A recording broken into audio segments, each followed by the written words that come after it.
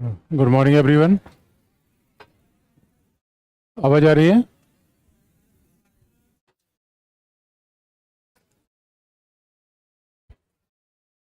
Last में क्या लिखा था आपने?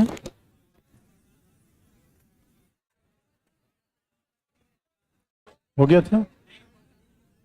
लिखवाना है? तो लिख लीजिए।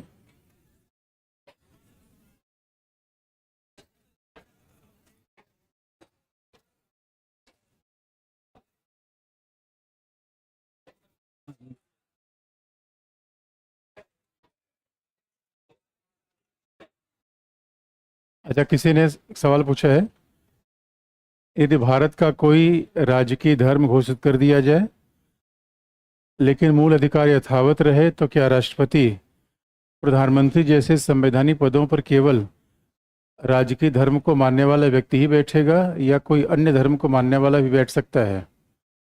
तो मतलब अगर भारत का कोई ऑफिशियल रिलीजन हो जाए, इसका मतलब ये होता है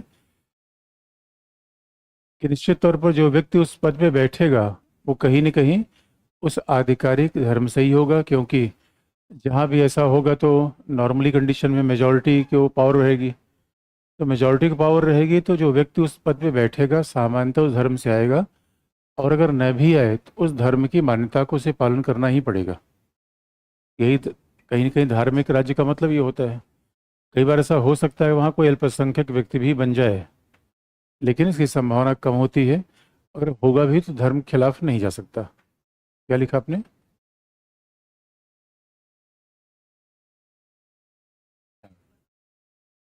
प्रस्तावित कर दिया गया। उसमें बस एक लाइन जोड़ लीजिए, जो भी कल आपने लिखा था उसी में एक लाइन जोड़ लीजिए। उसी में एक लाइन जोड़ लीजिए। अतः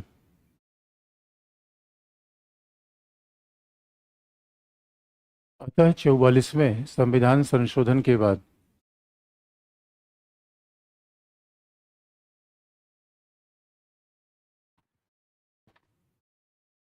अतः 44वें 44 संविधान संशोधन के बाद संपत्ति का अधिकार संपत्ति का अधिकार संवैधानिक अधिकार हो गया, कॉन्स्टिट्यूशनल राइट हो गया।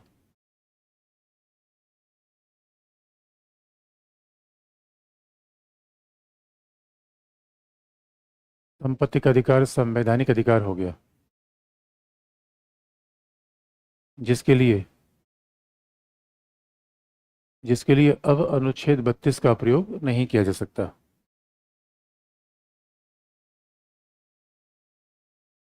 जिसके लिए अब अनुच्छेद 32 का प्रयोग नहीं किया जा सकता।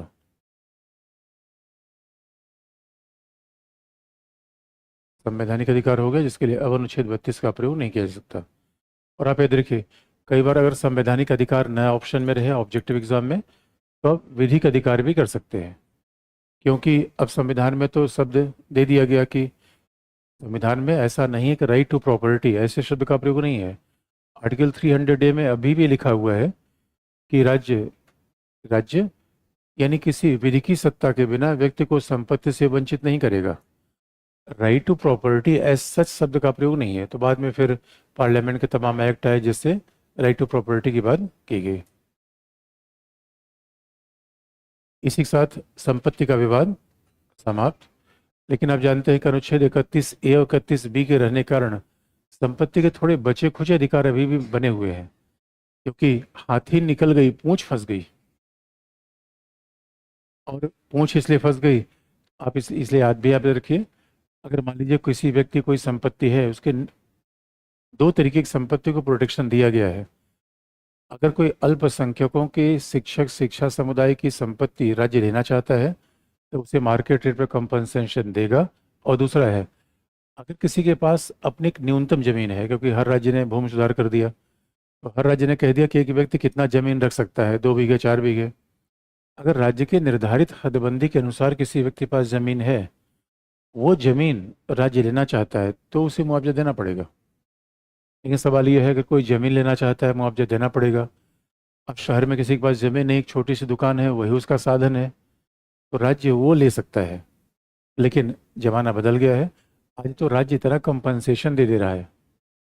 हर राज्य कभी भी कोई जमीन वगैरह ले रहा है तो 10-10 मार्केट रेट पे नहीं है। पहले तो राज्य गरीब था, गरीब राज्य कंपनसेशन दे ही नहीं पाता था, वहां तो मार्केट रेट सोचे कंपनसेशन देना ही मुश्किल था।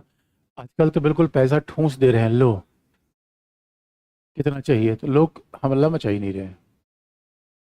लेकिन अब आगे बढ़ें, या इस इतिहास तो कोई समस्या हो तो बताइए, अभी तक जो हमने बताया उसमें कोई प्रॉब्लम हो तो बताइए।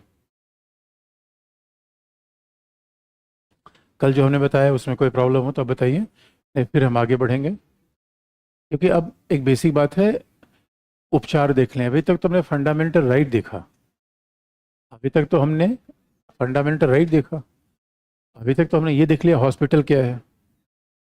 अब हॉस्पिटल में डॉक्टर कौन है और मेडिसिन कौन है। अब सवाल है कि हॉस्पिटल में जाने से काम बन जाएगा, डॉक्टर मेडिसिन की भी जरूरत पड़ेगी। हॉस्पिटल में आपको छोड़ दिया जाए, कह दिया जाए अपने पसंद की दवा निकाल लो। कपड़ा तो निकाला जा सकता है, पसंद की दवा नहीं निकाली जा सकती। इसीलिए हम किसके पास जाना पड़ेगा, चंचूड़ के पास जाना पड़ेगा। और चंचूड़ क्या देंगे, बिल्कुल अच्छा। लेकिन कल की बात किसी को कोई समस्या है तो आप बताइए।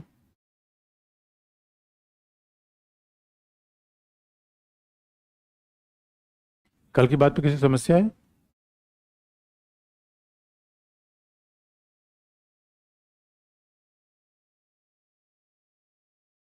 जब भारतीय संविधान में स्वतंत्रता और पंथ निरपेक्षता है तो भारत के राष्ट्रपति पद पर मुस्लिम समुदाय के व्यक्ति क्यों नहीं बैठ सकता है, किसने कहा नहीं बैठ सकता।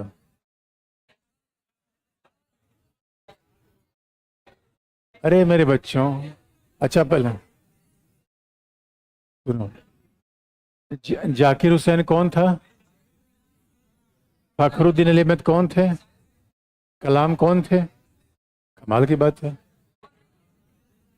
यानी लेकिन लेकिन फिर हमने कहा थोड़ा थोड़ा देखो, थोड़ा नजरिया ऊपर कर लो, हिंदू मुस्लिम से आगे बढ़ो। और याद रखना, गांव से निकल गए हो, गांव का बैगेज वहीं पीछे छोड़ दो। गांव से निकलना जरूरी नहीं, विचार का चेंज भी होना जरूरी है। गांव में रह के व्यक्ति कुएं का मेढक बन जाता, क्यों, उसका बस नजर कटहल के पेड़ पे है, उसकी सारी एनर्जी बस वो 2 फीट जमीन के लिए पूरा जीवन लड़ता रहता है। अरे जब बाहर निकलोगे तब देखोगे यहाँ तो पूरा मैदान ही पड़ा हुआ है। घर पे हो, आपके पास एक बाइक खरीद ली तो चाल ही नहीं मिल रही है, कि मोहल्ले में किसी के पास बाइक नहीं है। बाहर निकलोगे तब तो पता चलेगा। इसे बाहर निकलना चाहिए, लेकिन दिमाग का भी कूड़ा करकट थोड़ा दूर करना चाहिए।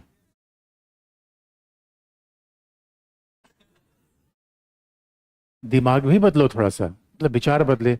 और देखिए, आप यूपीएससी की प्रिपरेशन करें, जाति धर्म लिंग इन आधारों पर विभाजन की बात नहीं होनी चाहिए। तार्किक अप्रोच होना चाहिए, रेशनल आर्गुमेंट। आपको अच्छा, डीएम पूरे समाज के लिए काम करता है, धर्म विशेष के लिए, उसका कोई धर्म है नहीं। उसका सबसे बड़ा धर्म क्या है, सेवा ही। जिलाधिकारी के ऑफिस में क्या लिखा होता है, सेवा ही। या जिलाधिकारी ये पूछेगा, हाँ भाई अगला फरियादी धर्म बताओ, ऐसा होगा क्या, ऐसा नहीं होता। इसे विचार भी बदलना चाहिए, धीरे धीरे होले होले विचार बदलो बने बच्चों। एक अच्छे इंटरव्यू में ठांस के एग्जामिनर भगा देगा फिर वहां से। तो हेडिंग है संवैधानिक उपचारों का अधिकार। पूछो, में इतनी देर में जोश आया अभी पूछने का है। आप पूछो तेजी से, तेजी से पूछो। अनुच्छेद 226 का प्रयोग नहीं किया जाएगा, हाँ, क्योंकि 226 का प्रयोग मतलब भाई मूल अधिकार के लिए केवल अनुच्छेद 32 का प्रयोग होता है। अब बात सुन लो, मूल अधिकार के लिए केवल अनुच्छेद 32 का प्रयोग होता है, बात ध्यान सुनो। लेकिन व्यवहारिक रूप में मूल अधिकार के लिए भी हम 226 का प्रयोग करते हैं, इसका मतलब है। लेकिन अन्य अधिकारियों के लिए आर्टिकल 32 का प्रयोग हम नहीं करते। संपत्ति का कोई झगड़ा है, चुनाव का झगड़ा है, तो इसलिए आप अनुच्छेद 226 यूज करोगे। इसका मतलब है अनुच्छेड 226 में मूल अधिकार के लिए जा सकते हैं, लेकिन अनुच्छेद 32 में केवल मूल अधिकार के लिए जाते हैं। तो अब अनुच्छेद 300 ए हो गया। अब 300 ए हो गया तो भाग 3 तो रहा नहीं, तो 32 का प्रयोग केवल भाग 3 के लिए करेंगे, इसका मतलब ये था।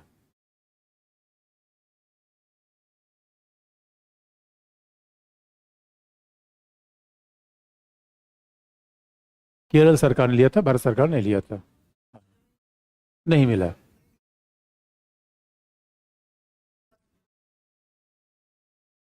एकदम सरकार ले लेती है, इसमें कोई सब सवाल ही पैदा नहीं होता। लेती लेती है, आज भी ले लेती है। लेकिन आज की डेट में थोड़ा कंपनसेशन वगैरह मिल जाता है।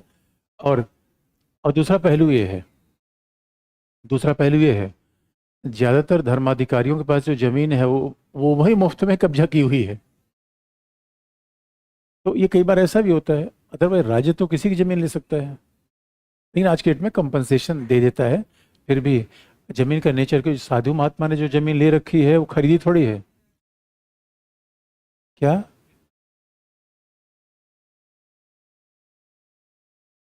डांट क्यों रहे हो यार तुम? हाँ, मतलब पूछ रहे हो या डांट रहे हो, बताओ मुझे तो।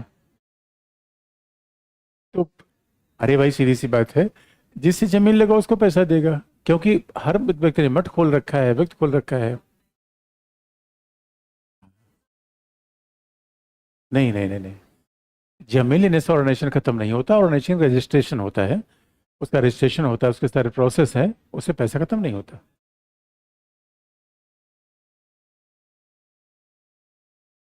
आगे बढ़े। संवैधानिक उपचारों का अधिकार।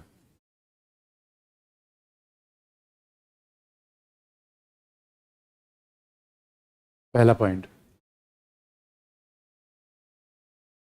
अनुच्छेद 32 को, ये वाले बंद कर दो।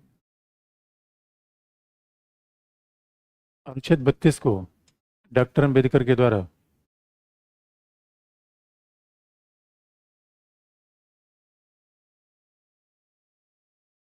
अनुच्छेद 32 को डॉक्टर अंबेडकर के द्वारा संविधान की हृदय और आत्मा कहा गया, हार्ट एंड सोल।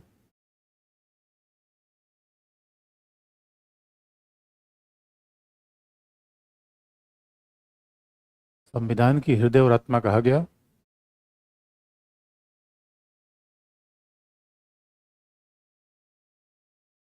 क्योंकि अनुच्छेद 32 का दोहरा महत्व है। अनुच्छेद 32 का दोहरा महत्व है, डबल ए सॉर्ड है ये।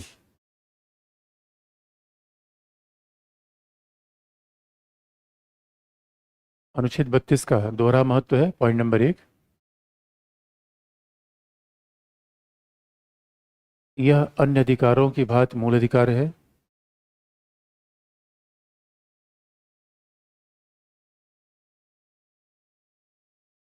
यह अन्य अधिकारों की भांति एक मूल अधिकार है।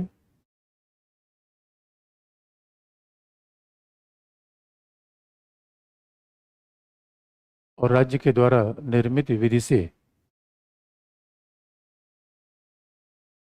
यह अन्य अधिकारों की भांति एक मूल अधिकार है, इसलिए राज्य के द्वारा निर्मित विधि से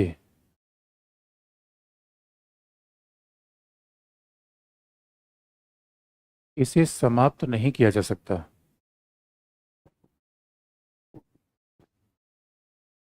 इसलिए राज्य के द्वारा निर्मित विधि से इसे समाप्त नहीं किया जा सकता।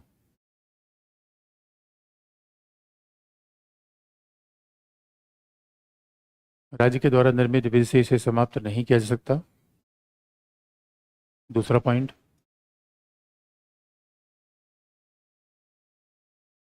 अनुच्छेद 32 अन्य मूल अधिकारों को क्रियान्वित करता है।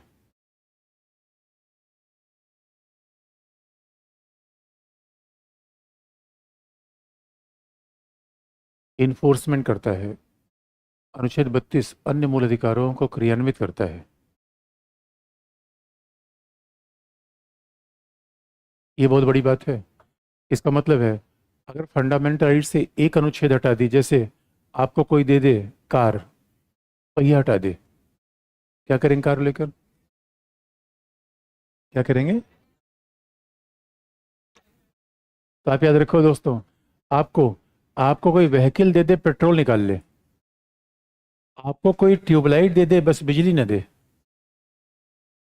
इसका मतलब है मोबाइल दे दे, सेल निकाल ले, क्या करेंगे?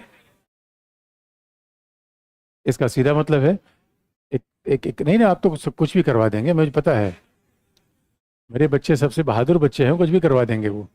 लेकिन अनुच्छेद 32 का मतलब है बाकी अधिकार को इन्फोर्स करता है आर्टिकल 32। इसका सीधा मतलब है बाकी अधिकार आपको दे दे। इसलिए चाइना के संविधान को पढ़ेंगे, चाइना में फंडामेंटल राइट हमारे अधिकार से 3 गुना है। लेकिन एक ही बात नहीं है, कौन सा? 32। इसका मतलब राज्य के खिलाफ आप न्यायालय में जा ही नहीं सकते। अनुच्छेद 32 न होता तो जीवन का अधिकार लेकर क्या करते? मानेका गांधी उच्चतम न्यायालय में गई कैसे? गोपालन गए कैसे? इंदिरा साहनी मामला। इसका मतलब है 14 लेना है तो किसके थ्रू जाना पड़ेगा? 15 लेना है तो किसके थ्रू जाना पड़ेगा? 19 लेना है तो? कमाल की बात है। इसलिए इसे डॉक्टर अम्बेडकर ने कहा हृदय की आत्मा है। इसका मतलब 32 हटा दीजिए तो बाकी सारे भर भरा कर गिर जाएगा। उसके बाद मूल अधिकार में फंडा कुछ नहीं बचेगा, मेंटल ही बचेगा केवल। अब साल आप जाएंगे, अब 32 में सीधे उच्चतम न्यायालय जाना है। एक बात याद रखिएगा, हमारे कई प्रकार के न्यायालय हैं। जब यहाँ से 26 नंबर की बस आप लेंगे, कभी अगर उच्चतम न्यायालय जाना हो, मैं रूट आपको बता दे रहा हूँ। यहाँ से 26 नंबर की बस लेना है, वो पहले न्यायपालिका पड़ेगी 30,000। 30,000 आपको नहीं उतरना है क्योंकि जनपद न्यायालय है। उसके बाद फिर आएगा पटियाला हाउस, हाई कोर्ट है, वहां भी आपको नहीं उतरना है। उसके बाद कौन आएगा? उच्चतम न्यायालय। वहीं आपको सीधे कहाँ जाना है? 30,000 नहीं, पटियाला नहीं, सीधे। यानी कितनी बड़ी बात है। आपको अनुच्छेद 32 में और अनुच्छेद 32 में लिखा हुआ है कि संसद के द्वारा अनुच्छेद 32 जैसे उच्चतम न्यायालय को सुविधा दी गई है, ये किसी और को दी जा सकती है।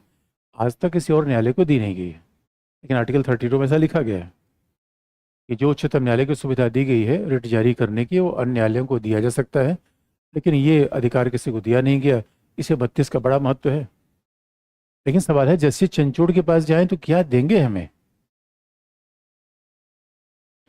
जाएंगे सिर्फ 19 या तो होता होगा, 21 होगा, या तो 22 होगा, या कोई ना कोई अधिकार का हनन होगा, तभी हम जाएंगे। तो जाएंगे तो देंगे क्या?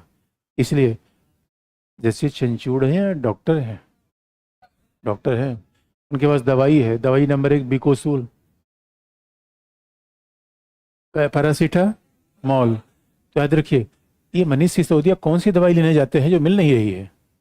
मनीष सिसोदिया वाली दवाई का स्टॉक खत्म हो गया है क्या?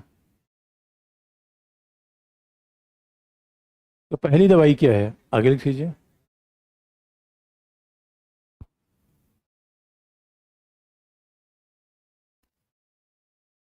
उच्चतम न्यायालय के द्वारा, अगला पॉइंट है,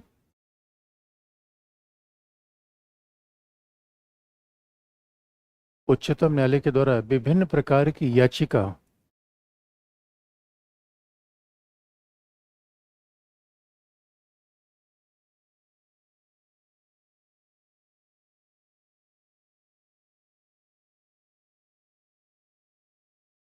उच्चतम न्यायालय के द्वारा विभिन्न प्रकार की याचिका प्रदान की जाती है। याचिका या कह लीजिए आदेश, रिट। उच्चतम न्यायालय के द्वारा विभिन्न प्रकार के रिट या याचिका प्रदान की जाती है, कह दीजिए आदेश।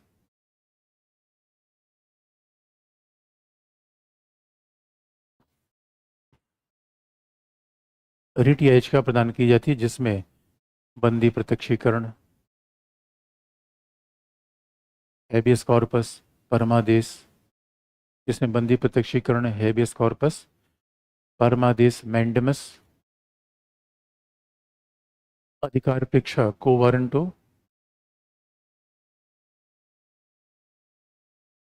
जिसमें बंदी प्रत्यक्षीकरण, हेबियस कॉर्पस,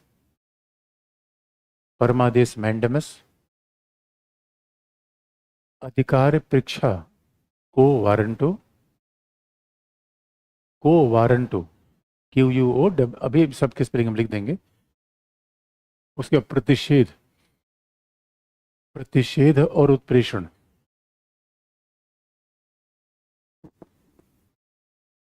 प्रतिषेध प्रोहिबिशन और उत्प्रेषण सर्चोरारी, उत्प्रेषण। तो पहले आपको बंदी प्रत्यक्षीकरण आपको बता दें।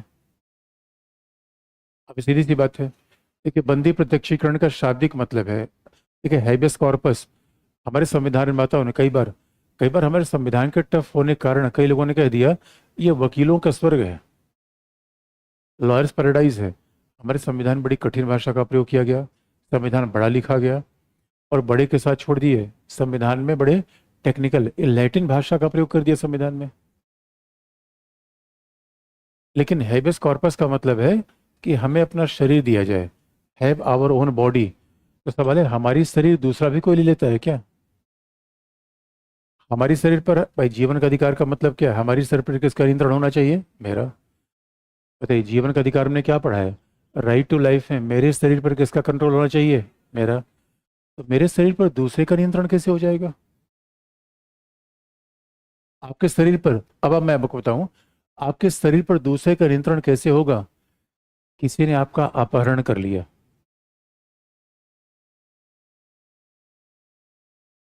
किडनैपिंग कर ली,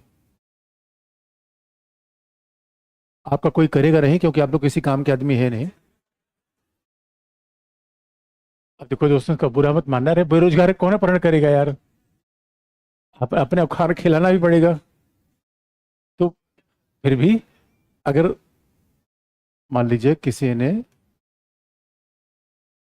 किडनैप कर लिया, और कई बार तो मान लीजिए कोई व्यक्ति अब आप कॉलेज वहां पे घर चले क्लास में चलते रहते हैं, और बीच में किसी ने खूब चलने मिसिंग कर दिया आपको। घर वाले पूछ रहे कोचिंग से बच्चा कहाँ गया, कोचिंग वाले करे तो आया ही नहीं, बीच में मिसिंग हो गया मामला। कई बार तो ऐसा हुआ है कि कई बार तो बच्चे आए, पता चले पता नहीं कहाँ मिस हो गए वो। इसका मतलब है अगर नहीं नहीं, पार्क में मिस कैसे होंगे भाई? तो अगर मान लीजिए किसी बच्चे का अपहरण कर लिया जाए, पहला, और दूसरा दूसरा ऑप्शन क्या है? अब अपहरण करेगा तो कोई व्यक्ति ही करेगा, राज्य तो करेगा नहीं। तो इसीलिए इसलिए आप याद रखिए, कभी भी किसी व्यक्ति को जबरदस्ती अपने पास मत बैठाइए। अगर कभी किसी व्यक्ति को जबरदस्ती आपने अपने पास बैठा रखा है, और मान लीजिए कई बार तो बड़ा लफड़ा हो जाता है आजकल, कई बार बच्चों बच्चों भागा भागी हो जाती है।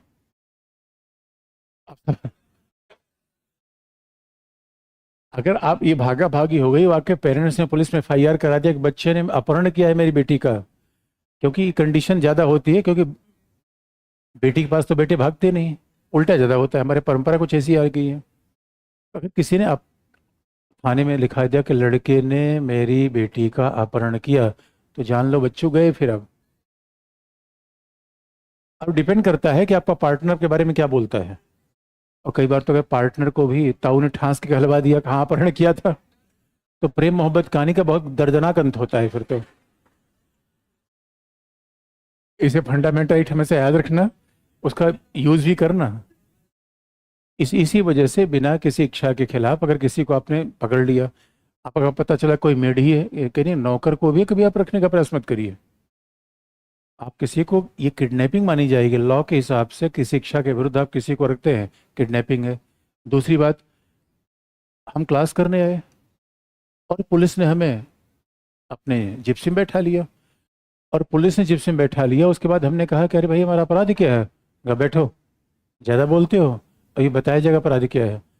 आपका दोस्त पीछे पीछे गया, कहा, अरे भाई मेरे दोस्त को क्यों पकड़ रखा है? उसको ही बैठा लिया। इसका मतलब है, अब जरा सोच के देखिए, राज्य ने बिना किसी कारण से, बिना किसी अपराध के, बिना किसी विधि के उल्लंघन के,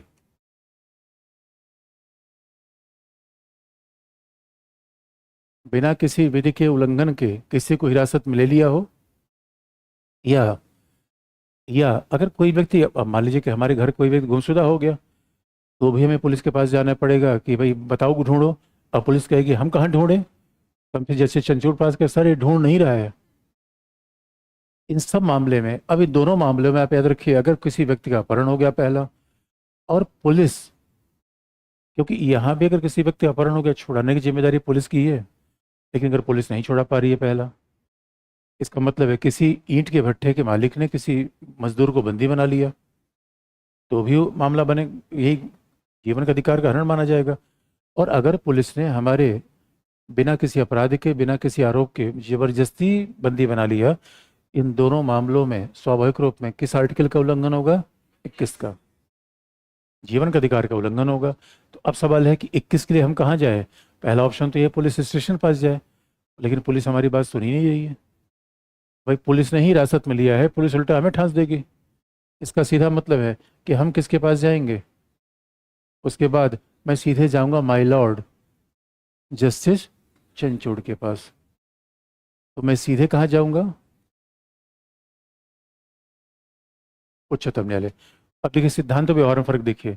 जब सिद्धांत में याद बात है सीधे उच्चतम न्यायालय, व्यवहार की बात यह है कि उच्चतम न्यायालय कहता है पहले आप उच्च न्यायालय जाओ। हिंदुस्तान में उच्चतम न्यायालय एक ही है, उच्च न्यायालय 25 है। हर आदमी उच्चतम न्यायालय में जाएगा फिर तो काम हो गया। इसलिए व्यवहार सवाल है कि आप तो पीटी में वही टिक करेंगे जो सिद्धांत में है। अगर ऑप्शन आ जाए कि उच्चतम न्यायालय में सीधे व्यक्ति अनुच्छेद 32 में सीधे उच्चतम न्यायालय जाएगा तो करेक्ट ऑप्शन है। व्यवहारिक मामला उसका उत्तर अलग आएगा। इसलिए कहा भी जाता है कि उच्चतम न्यायालय में जा सकते हैं। और उच्चतम न्यायालय किसको आदेश देगा? पुलिस को। उच्चतम न्यायालय आदेश किसको देगा? पुलिस को, कि इस व्यक्ति को सशरीर हमारे सामने लाया जाए। भाई उस व्यक्ति को समूचा लाया जाए, हाथ पैर उसका नहीं, पूरा का पूरा समूचा लाया जाए और खड़ा किया जाए। और इसका मतलब है पुलिस उस व्यक्ति को सामने लाएगी और खड़ा करेगी और ये बताएगी कि इस व्यक्ति को हमने इन वजहों से हिरासत में लिया है। पुलिस बाकायदा बताएगी इन वजहों से हिरासत में लिया है। अगर पुलिस की बात न्यायपालिका को समझ में आ गई तब तो ठीक है, नहीं तो तत्काल व्यक्ति को रिहा कर दिया जाएगा। तत्काल व्यक्ति को रिहा कर दिया जाएगा। इसलिए आप देखेंगे कई बार तो ऐसा भी होता है, कई बार तो ऐसा होता है कि मान लीजिए किसी व्यक्ति ने विधि का उल्लंघन ही कर दिया, लेकिन विधि का उल्लंघन कर दिया है तो उसके खिलाफ कोई चार्जशीट दायर हो नहीं पा रही है, प्रमाण सिद्ध हो नहीं पा रहा है, और बिला वजह उसको जेल में रखा हुआ है आपने। जब प्रमाण ही सिद्ध नहीं हो पा रहा है, जब उसका सबूत भी नहीं है, तो भी कोई व्यक्ति सीधे कहाँ जा सकता है? उच्चतम न्यायालय। इसका मतलब बंदी प्रत्यक्षीकरण का ये भी मतलब होता है अवैधानिक रूप में कभी राज्य आपको बंदी नहीं बना सकता। इसलिए मनीष सिसोदिया अभी उच्च न्यायालय उच्चतम न्यायालय में जाना चाहते हैं फिर से, क्योंकि उनका कहना है कि भाई आप में सबूत तो आप ला नहीं रहे, आरोप बताइए, सबूत लाइए, चार्जशीट लाइए। और हमारे तो यहाँ तक कहा जाता है कि अगर आपराधिक मामलों में 90 दिन के भीतर किसी खिलाफ चार्जशीट दायर नहीं की गई तो उस व्यक्ति को छोड़ना पड़ेगा, तो राज्य को उस व्यक्ति को छोड़ना पड़ेगा। इसलिए उच्चतम न्यायालय की इसी बात को क्या कहते हैं? बंदी प्रत्यक्षीकरण, यानी व्यक्ति को सशरीर प्रस्तुत किया जाए, व्यक्ति को न्यायालय में सशरीर प्रस्तुत किया जाए, ये आदेश देगा। इसी को कहते हैं हैबियस कॉर्पस। लेकिन अब सवाल है हैबियस कॉर्पस किसके लिए लागू नहीं होता? हैबियस कॉर्पस किसके लिए लागू होगा? अब मान लीजिए कोई व्यक्ति, हैबियस कॉर्पस किसके लागू होगा और किसके लागू नहीं होगा? दो लोगों के लागू नहीं हो सकता। अब मान लीजिए किसी को न्यायालय ने दंड दे दिया है, न्यायालय ने दंड दे दिया है, उसके बाद वो जेल में है, तो क्या उसके खिलाफ हैबियस कॉर्पस लागू होगा? नहीं।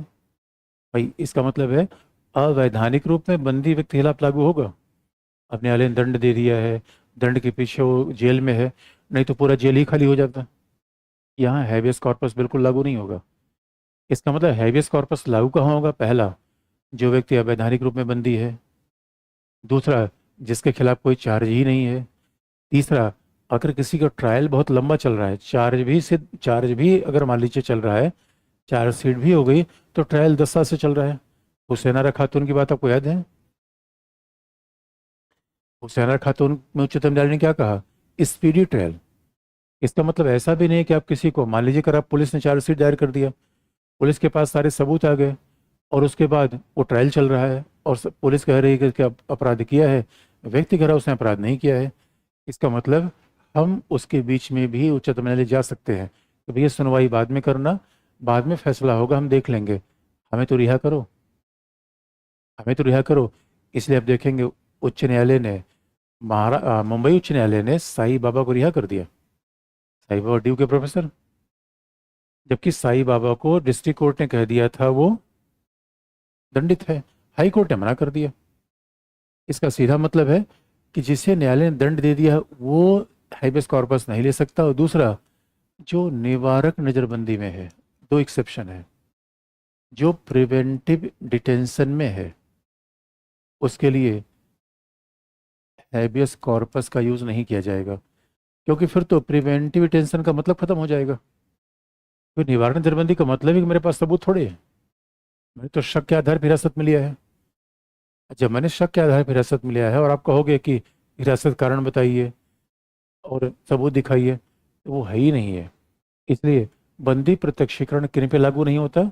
जिसको न्यायालय ने दंडित दे दिया है और जो निवारक नजरबंदी के पीछे है। ये पहला आदेश है, ये पहला फंडामेंटल राइट है। आप ये भी याद रखने की बात है, ये सब इतने, अगर फंडामेंटल राइट ना होता तो क्या हमारे साथ समस्या होती? आप जरा सोच के देखिए, हमारे 3 स्टेज की न्यायपालिका है। पहला मामला जाता है डिस्ट्रिक्ट कोर्ट में, फिर जाता है हाई कोर्ट में। आप पता है डिस्ट्रिक्ट कोर्ट में सुनवाई होते होते मामला लग गया 5 साल, और 5 साल डिस्ट्रिक्ट कोर्ट में सुनवाई हो रहा है, आरोप क्या है? मैंने एक भैंस चुराया है। बताओ, भैंस चुराने के चक्कर में 5 साल किसी को जेल में बंद कर देंगे आप? नहीं, जेल बंद कर देंगे। इसीलिए बाकायदा उसे उच्चतम न्यायालय जाने का अधिकार है। लेकिन आप कहेंगे सर कमाल की बात करते हो, जीवन का अधिकार गया, तो 90% लोग जीवन का अधिकार जो जेल में है अवैध रूप में पकड़े गए हैं, क्या अनुच्छेद 32 लेकर सीधे उच्चतम न्यायालय चले जाएंगे? क्योंकि अनुच्छेद 32 लेके जाएंगे, वकील करना पड़ेगा। अनुच्छेद 32 लेके जाएंगे तारीख पे तारीख। अब चेन्नई किसी आदमी का फंडामेंटल राइट का उल्लंघन हुआ और हर हफ्ते दिल्ली आ रहा है, तो किराया जोड़ लीजिए। अब सवाल है, हर हफ्ते दिल्ली आएगा तो अपना काम क्या करेगा? और जब दिल्ली आएगा तो पकड़ना किसको होगा? कपिल सिब्बल को, अभिषेक मनु सिंघवी को। उनकी फीस कितनी है? 10 लाख से शुरू होती है। तो यार ये बताओ, ये फंडामेंटल राइट है, फुद्दू बनाने का तरीका है? अभी बड़ा महत्वपूर्ण मामला जाता है। लेकिन चिंता करने की बात नहीं है। आजकल आजकल तो एक तरीका है, अगर आपके पास पैसा ना हो, एक चिट्ठी लिख दीजिए चंचूड़ के नाम से। ये मतलब चिट्ठी लिख दीजिए, पढ़ लेंगे। कई बार तो एक आंध्र प्रदेश के 9 साल के बच्चे ने चिट्ठी लिख दी कि मेरे स्कूल का टाइम बहुत खराब है, और चंचूड़ ने आदेश दे दिया, उनका एक फंडामेंटल राइट का उल्लंघन है, बच्चों का स्कूल का टाइम ठीक किया जाए। यानी कई बार तो बच्चों ने चिट्ठी लिख दी, इसे चिंता मत करिए। चिट्ठी लिख देना कभी, व्हाट्सएप मैसेज नहीं। क्या लिखना है? अब चिट्ठी पर कैसे काम करते हैं वो तरीका आगे आपको बता देंगे। लेकिन अगला, दवाई नंबर दूसरी, इसको लिखवाने की जरूरत है? भाई तो बता ही दिया है। इसमें लिखवाने की जरूरत है क्या? ये तो इतना सिंपल है बच्चों। अरे इसमें लिया जाएगा, इसमें आदेश देगा, इसमें नहीं लिया जाएगा। अब जो लिखवाने वाली बात हो लिखवा देंगे। अरे जो बेसिक जो लिखवाने वाली बात होगी आगे चल लिखवा देंगे। अभी तो ये सब तो केवल समझ लो आप। दूसरा, आदेश नंबर 2, रिट नंबर 2। रिट का मतलब कहिए, आदेश कहिए। और उच्चतम न्यायालय तो आदेश ही देता है। ये आदेश नहीं, ये परमादेश है। इससे बड़ा कोई आदेश होता नहीं है। सबसे बड़ा आदेश किसका है? उच्चतम न्यायालय का। क्योंकि सवाल ये है, हमारा आदेश, हम तो मालिक है, लेकिन तब भी हमारा आदेश कोई सुनता नहीं। प्रस्तावना में पढ़ के गलतफहमी हो जाती है कि हम मालिक हैं। तो औकात तब पता चलती है जब इधर जाते हैं। ये क्या, अगला क्या है? मैंडेमस। मैंडेमस का मतलब है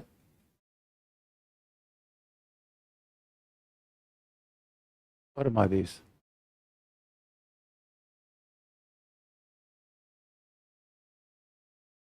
मैंडेमस का शाब्दिक अर्थ है उच्चतर अधिकारी के द्वारा,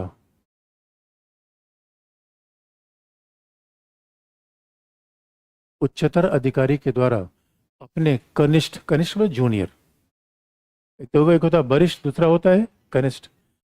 उच्चतर अधिकारी के द्वारा अपने कनिष्ठ अधिकारी को आदेश देना।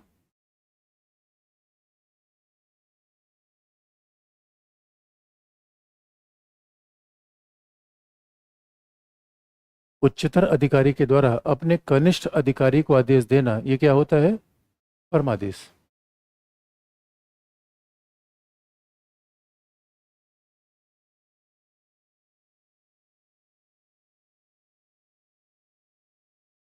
परमादेश।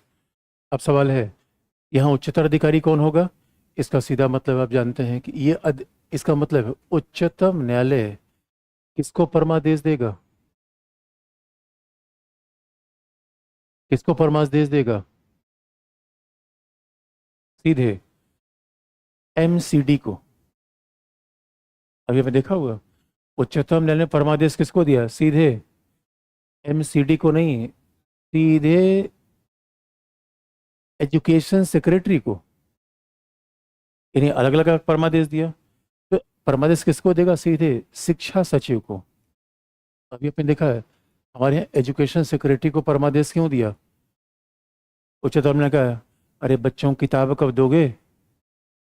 एजुकेशन सेक्रेटरी ने कहा पैसा नहीं है। उच्चतम का इधर आओ, पैसा नहीं है, पैसा कहीं से लो, बच्चों को किताब दो। और बच्चे बड़े खुश थे, अभी बिला वजह खुशी बाधा कर दी। या भाई एमसीडी में स्कूल खुला अप्रैल से, बच्चों के पास किताब था ही नहीं, बच्चे जाके स्कूल में डांस कर रहे थे। अब सोचिए, बच्चों की खुशी उच्चतम न्यायालय से देखी नहीं गई।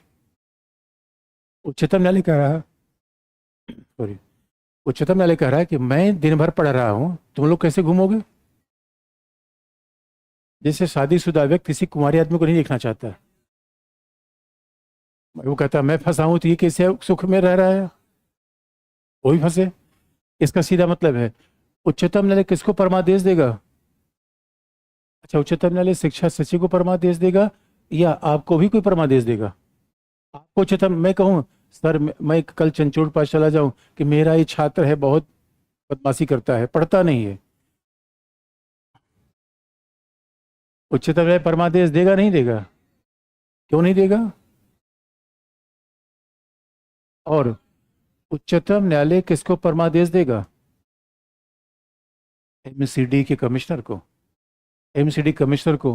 और परमादेश क्या दिया? अब सवाल है कि आप कहेंगे सर परमादेश के लिए कोई शिकायत होनी चाहिए, खुद भी परमादेश देता है? आजकल खुद भी दे देता है। दिल्ली में यही यही मामला फंसा हुआ है। आजकल न्यायालय ने कह रखा है कि ये जो कोचिंग चल रही है सब उसमें आग आग फायर फिटिंग सही लगवाओ। परमादेश से न्यायालय का। एमसीडी वाले दौड़ रहे हैं, इसी चक्कर में हमारी क्लास का बैंड बज गया। बताओ, इसका मतलब है एमसीडी के, या एमसीडी कमिश्नर को परमादेश कौन दे रहा है? अगर हम एमसीडी कमिश्नर को कहते, और कई बार मैं भी उच्चतम मान लो कि आप कहीं जा रहे हो, कुत्ते ने आपको दौड़ा लिया, भाई आपके जीवन के अधिकार पे हमला हुआ कि नहीं हमला हुआ? आप कहीं जा रहे हो, गाय माता ने उठा के फेंक दिया सिंह से, किसके पास जाएं? उच्चतम न्यायालय के पास जाएं। उच्चतम न्यायालय क्या गाय पकड़ेगा या किसी और को पकड़ेगा? उच्चतम न्यायालय सीधे एमसीडी के कमिश्नर, एमसीडी के कमिश्नर को पकड़ेगा। एमसीडी कमिश्नर पकड़ेगा कि ये सब कैसे घूम रहे हैं, ये आवारा पशु कैसे घूम रहे हैं, इनको पकड़ो। इसलिए एमसीडी उसके बाद अपना वैन लेकर आएगा कुत्तों को पकड़ने के लिए। ये परमादेश है। इसका मतलब है, अब सवाल है परमादेश में अगली बात कहूँ, मेरा वोडाफोन का फ़ोन सही नहीं चल रहा है, मैं उच्चतम न्यायालय के पास जाऊं कि सर ये क्या मामला है, कनेक्टिविटी सही क्यों नहीं आ रही है? वोडाफोन के अधिकारी को परमादेश दो, दिया जाएगा नहीं दिया जाएगा? अच्छा, एयरटेल के अधिकारी को?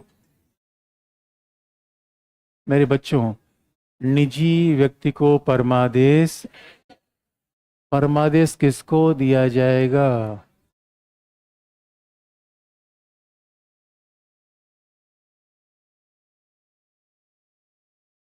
सार्वजनिक पद पर बैठे किसी अधिकारी को, जिसका सार्वजनिक दायित्व है, उसको परमादेश दिया जाएगा। सार्वजनिक पद पर बैठे अधिकारी को परमादेश दिया जाएगा, इसका सार्वजनिक कर्तव्य है। इसलिए इसलिए कहा भी जाता है कि हमारे यहाँ फंडामेंटल राइट राज्य के खिलाफ मिलता है, मूल अधिकार राज्य के खिलाफ मिलता है, तो राज्य कोई दायित्व का पूरा नहीं कर पा रहा है, ये हमारे अधिकार का उल्लंघन है। यानी राज्य को हमारी सेवा के लगाया गया है, और राज्य अगर ये काम नहीं कर पा रहा है तो हमारी सेवा नहीं हो पा रही है। हमारी सेवा नहीं हो पा रही तो हमारे जीवन के अधिकार का उल्लंघन है, फिर मैं परमादेश लेने जाऊंगा। इसका मतलब है, परमादेश किसके खिलाफ नहीं दिया जाता? परमादेश किसके खिलाफ इशू नहीं होता? किसी निजी पद पर बैठे व्यक्ति के विरुद्ध।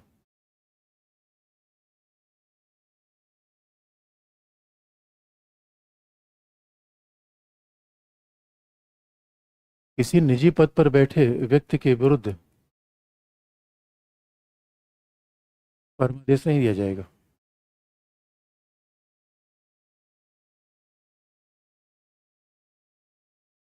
अब वो मामला थोड़ा गंभीर हो जाता है कि वो जो विवाद का विषय हो सकता है, लेकिन फिर भी वही ऑब्जेक्टिव एग्जाम के देखा जाए टेक्निकली, निजी पद पर बैठे व्यक्ति को परमादेश नहीं दे सकता।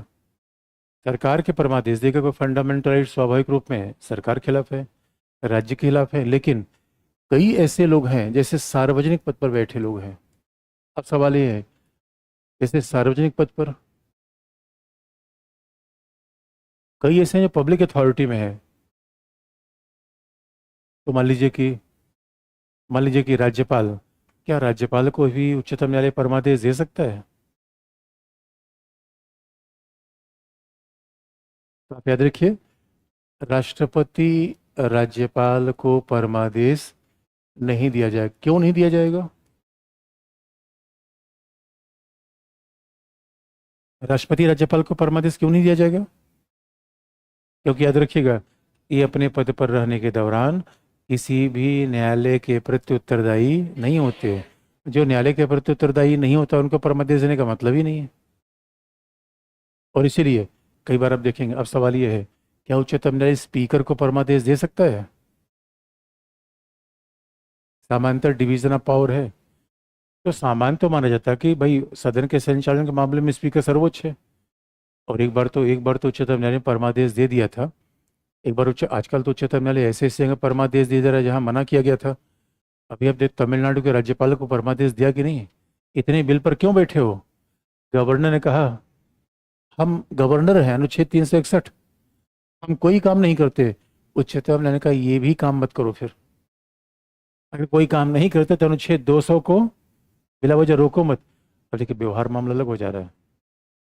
इसलिए लोग कह रहे हैं न्यायपालिका है, यार तुम यहाँ वहाँ भी काम कर रहे हो जहाँ पहले वही काम करते थे। यानी संविधान में आप याद रखिएगा, अभी अभी आपने देखा होगा, महुआ मोइत्रा के सस्पेंशन के मामले पर उच्चतम न्यायालय ने परमादेश दिया स्पीकर को। कारण बताइए, आपने इनको बर्खास्त कैसे किया? स्पीकर ने कहा तुम होते कौन हो? उच्चतम ने कहा chief justice of India. Speaker ने कहा हमारा नाम है SPEAKER। कमाल की बात है। इसलिए एक खास बात यह है, कई बातें सैद्धांतिक रूप में बड़ी टेढ़ी वाली हैं।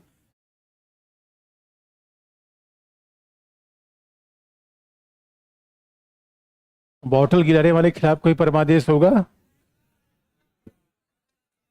लेकिन लेकिन अब जरा ध्यान से देखो, इसका मतलब है कई मुद्दों पर विवाद होता रहता है, फिर भी सैद्धांतिक रूप है। अब इसी यही कई जहाँ जहाँ विवादास्पद चीजें हैं, तो आप याद रखिएगा, आजकल तो उच्चतम न्यायालय वहां भी परमादेश दे रहा है जहां पहले देता ही नहीं था। स्पीकर को सामान्यतः परमादेश देने से बचता था। और एक बार मणिपुर हिंसा के मामले में बड़ी इंटरेस्टिंग बात हुई। मणिपुर हिंसा के मामले में एक व्यक्ति एक अधिकारी के खिलाफ, सेना अधिकारी के खिलाफ आ गया कि आप इनको परमादेश दीजिए कि ये सेनाधिकारी इस तरीके से काम करें। उच्चतम न्यायालय मना कर दिया। ये परंपरा है कि सेना के खिलाफ आज तक न्यायालय कहीं परमादेश नहीं देता। ये संविधान नहीं है, ये परंपरा है, कन्वेंशन है। उच्चतम न्यायालय का नहीं, नहीं, हम सेना का मामला है, डिसिप्लिन का मामला है, हम सेना को परमादेश नहीं दे सकते। संविधान के हिसाब से दो पद पे परमादेश नहीं दिया जाएगा।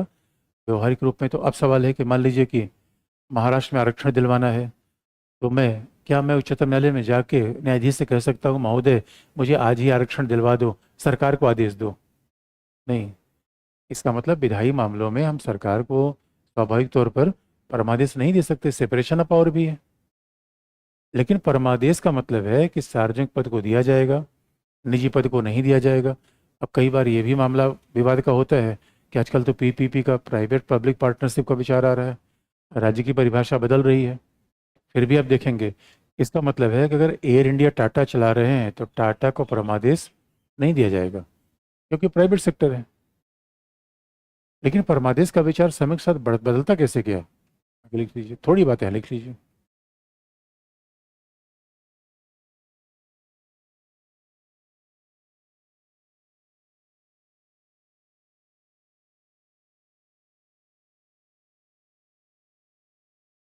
सामान्यतः अच्छा ये बताइए, क्या उच्चतम न्यायालय उच्च न्यायालय को परमादेश दे सकता है क्या?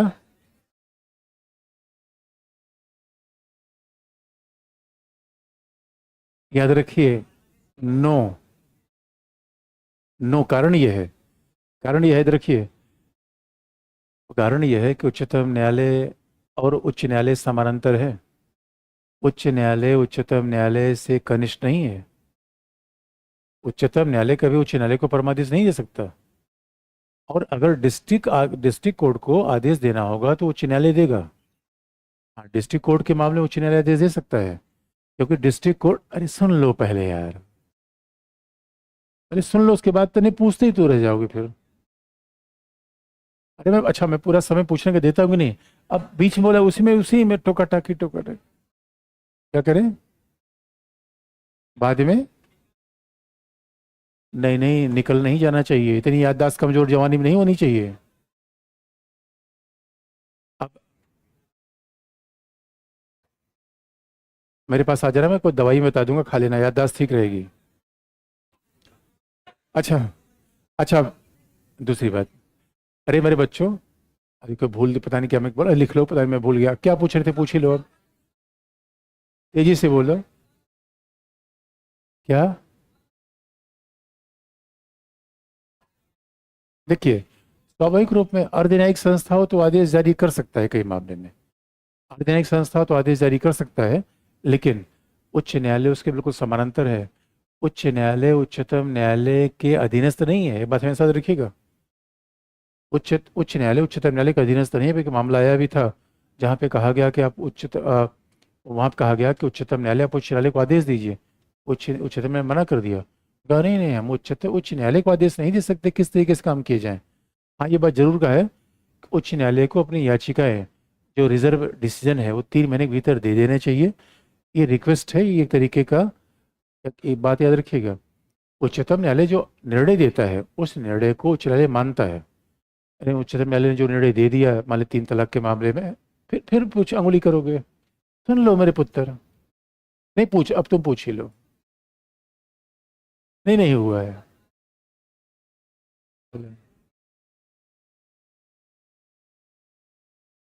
अच्छा, आप आगे लिख लीजिए। अब क्या आगे लिख लीजिए, क्या लिखा आपने? हाँ, लिखिए। सामान्यतः, सामान्यतः उच्चतम न्यायालय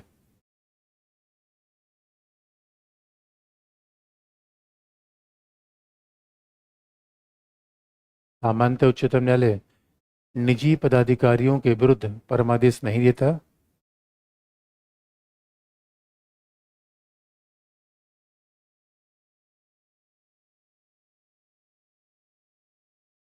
सामान्यतः उच्चतम न्यायालय निजी पदाधिकारियों के विरुद्ध परमादेश नहीं देता।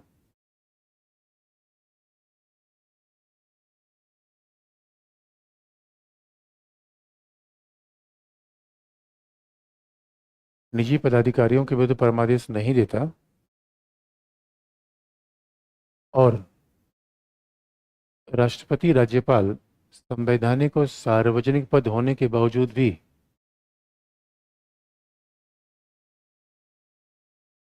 राष्ट्रपति और राज्यपाल संवैधानिक और सार्वजनिक पद होने के बावजूद भी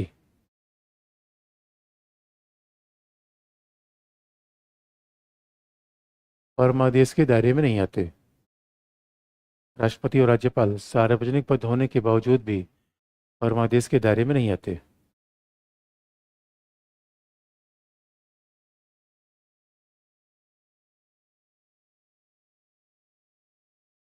अगला पॉइंट, हाल ही में,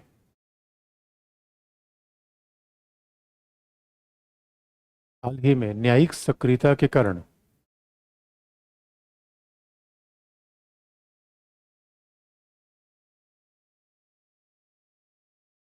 हाल ही में न्यायिक सक्रियता के कारण उच्चतम न्यायालय ने,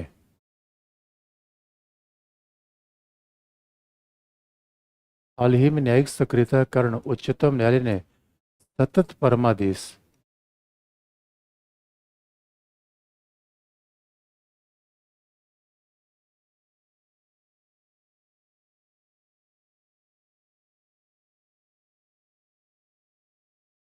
कॉन्टिन्यूअस मैंडेमस, उच्चतम न्यायालय ने सतत परमादेश या कॉन्टिन्यूअस मैंडेमस का विचार भी अपनाया है।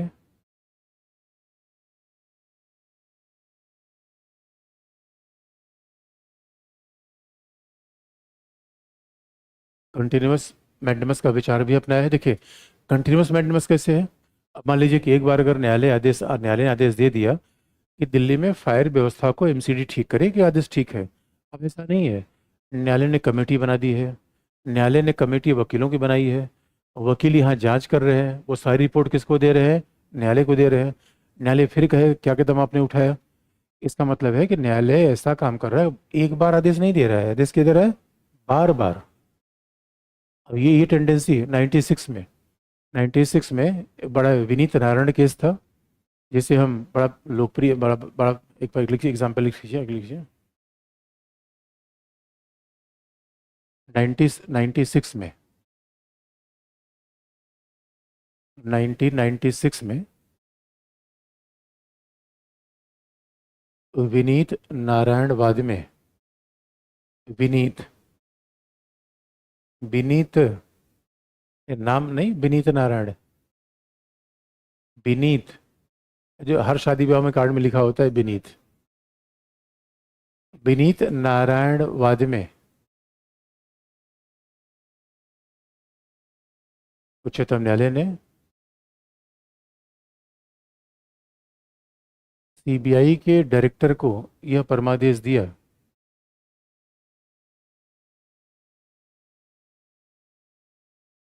सीबीआई के डायरेक्टर को यह परमादेश दिया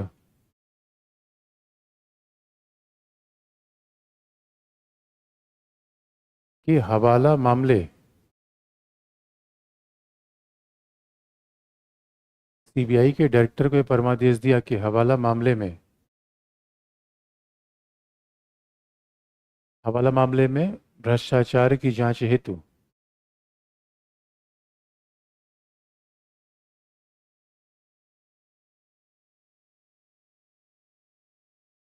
हवाला मामले में भ्रष्टाचार की जांच हेतु निदेशक सीधे उच्चतम न्यायालय को रिपोर्ट दें, निदेशक सीधे उच्चतम न्यायालय को रिपोर्ट दें।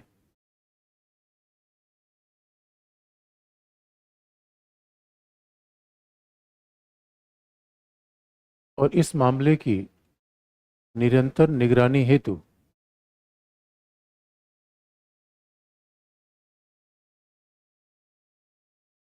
इस मामले की निरंतर निगरानी हेतु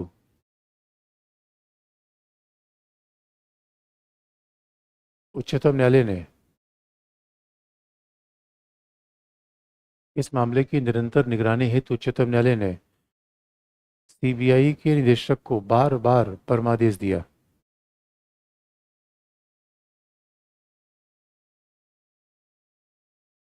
उच्चतम न्यायालय के निदेशक को, सीबीआई के निदेशक को बार बार परमादेश दिया।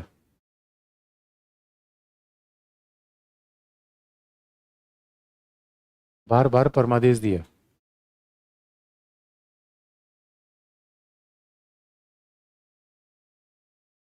अगला पॉइंट, शक्ति पृथक्करण के कारण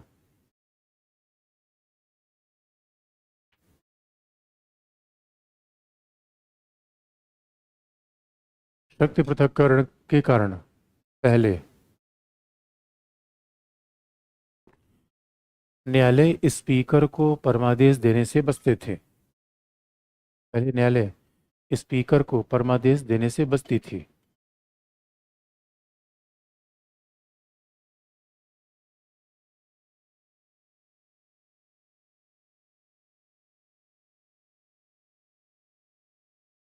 लेकिन हाल के वर्षों में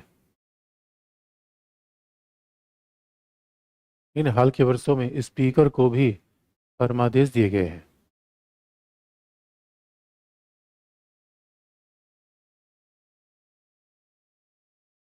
इन हाल के वर्षों में स्पीकर को भी परमादेश दिए गए हैं।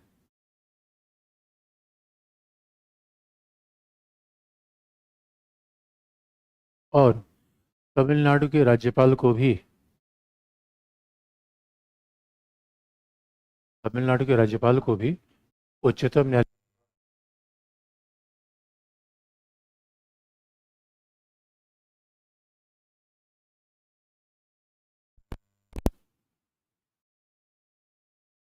तमिलनाडु के राज्यपाल को भी उच्चतम न्यायालय के द्वारा परमादेश दिया गया।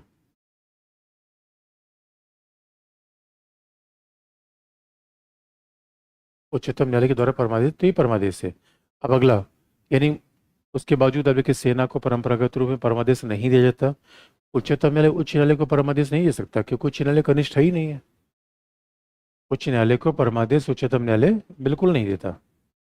और जनपद न्यायालय की जहां तक बात है उसे उच्च न्यायालय दे सकता है। तो उच्च न्यायालय उच्चतम न्यायालय के समानांतर है, इसलिए आप याद रखिएगा।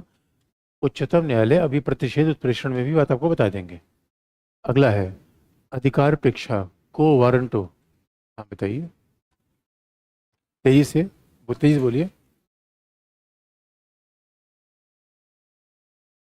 नहीं, बिल्कुल नहीं होगा। परमादेश नहीं होगा, अपील होगी। परमादेश नहीं होगा।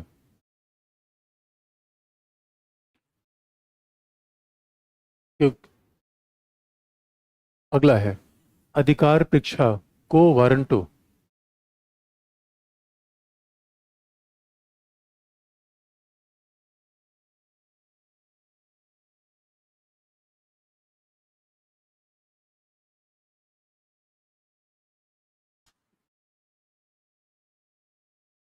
अधिकार प्रेक्षा, अधिकार प्रेक्षा का मतलब किस हैसियत से, बाई व्हाट एन अथॉरिटी। अधिकार प्रेक्षा का मतलब है किस हैसियत से। इसका मतलब है कि यहाँ उच्चतम न्यायालय सार्वजनिक पद पर बैठे व्यक्ति के लिए जारी करेगा।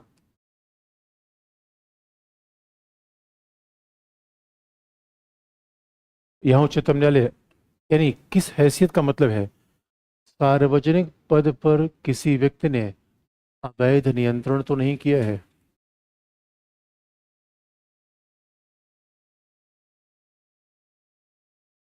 यदि सार्वजनिक पद पर, निजी पद पर नहीं है। अगर कोई व्यक्ति गलत तरीके से बैठ जाए, इसका मतलब है कि रिटायरमेंट के बाद भी अपने पद पे बना हुआ है।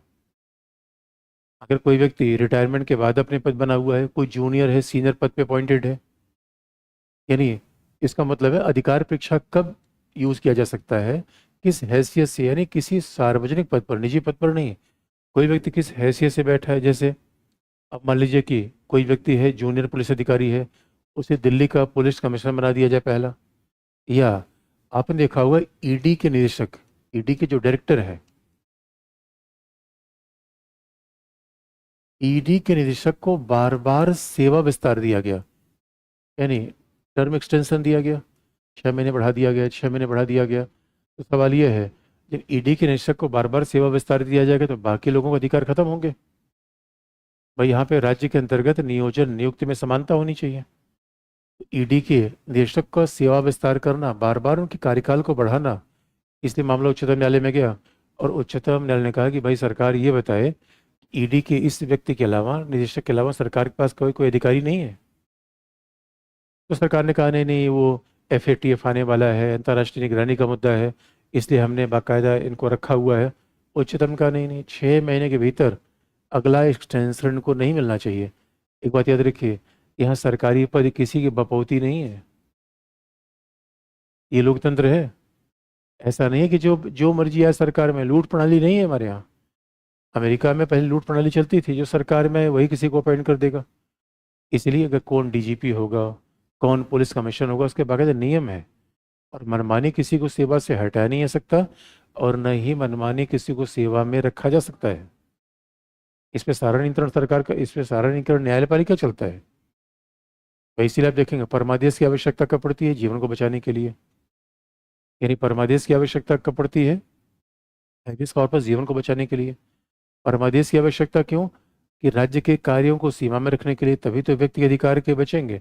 और यहाँ अधिकार परीक्षा क्यों, सार्वजनिक पद पर अवैध रूप में किसी का नियंत्रण न होने पाए। तो सार्वजनिक पद कौन है, चाहे डीएम हो, चाहे सीएम हो, चाहे पीएम हो, इन पे कोई अवैध नियंत्रण ना हो पाए।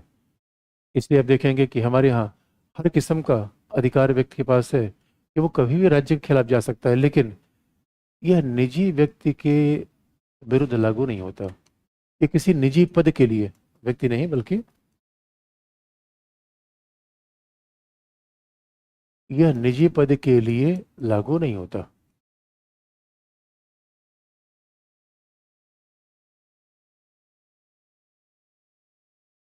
निजी पद के लिए लागू नहीं होता। एक एग्जाम्पल था, सीबीसी, एक तो थॉमस थे, सीबीसी के रूप में उनका अपॉइंटमेंट किया गया था, उसे उच्चतम न्यायालय ने रद्द कर दिया था। और मामला था अधिकार परीक्षा का। उच्चतम न्यायालय ने कहा जिस तरीके से इनका अपॉइंटमेंट हुआ वो नियमों के खिलाफ है। इनका अपॉइंटमेंट नियमों के खिलाफ है। इसका मतलब है ये अधिकार परीक्षा है जहां सार्वजनिक पद पर बैठे किसी व्यक्ति को उच्चतम न्यायालय हमेशा पूछता रहता है। इससे कोई जूनियर व्यक्ति सीनियर पोजीशन पर नहीं जा सकता। अब निजी व्यक्ति के लिए इसलिए नहीं कि स्वाभाविक तौर पर ये मामला राज्य के खिलाफ आता है, फंडामेंटल राइट तो राज्य के खिलाफ है। अब ये हम नहीं, इस बात पे हम नहीं उच्चतम न्यायालय जा सकते कि साइरस मिस्त्री टाटा के सीईओ कैसे हो गए। ये न्यायालय काम नहीं है। इन्फोसिस का सीईओ कौन है, लेकिन राज्य का डीजीपी कौन है, राज्य के चीफ सेक्रेटरी कौन है, इस मुद्दे पे हम जा सकते हैं। और यूपी में तो इस बारे में एक बड़ा ऐतिहासिक मामला हुआ था अधिकार परीक्षा का। आप देखेंगे दिल्ली में पुलिस कमिश्नर के अपॉइंटमेंट के मामले में एक व्यक्ति अधिकार परीक्षा लेके चला गया था। उसने कहा था कि जूनियर व्यक्ति है, इनके नियमों को अनदेखी के अंतर्गत इनका अपॉइंटमेंट किया गया। जैसे हमारे मान लीजिए कोई डीजीपी,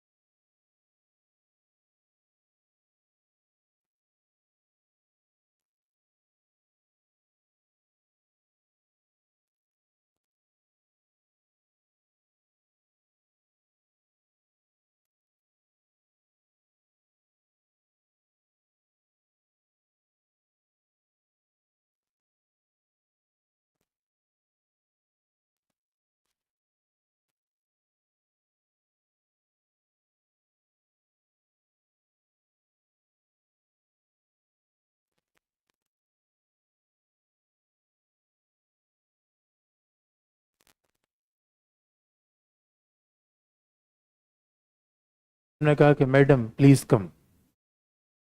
मैडम,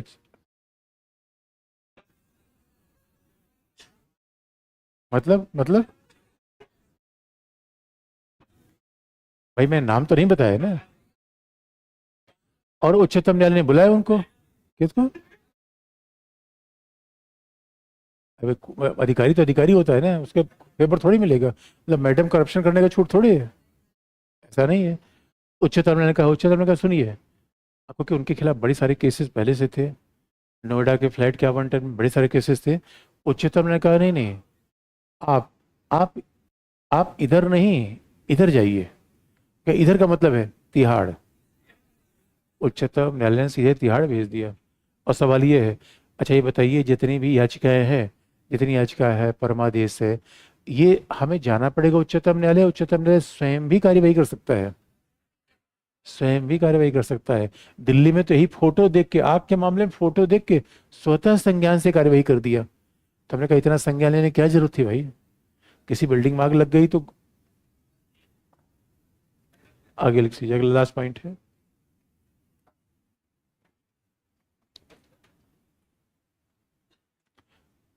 परंपरागत रूप में, परंपरागत रूप में उच्चतम न्यायालय में किसी शिकायत के बाद ही या किसी याचिका के बाद ही, उच्चतम न्यायालय में किसी याचिका के बाद ही ये आदेश जारी किए जाते थे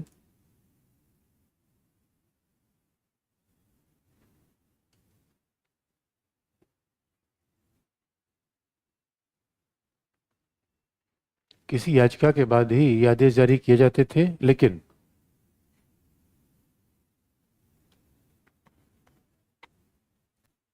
लेकिन हाल ही में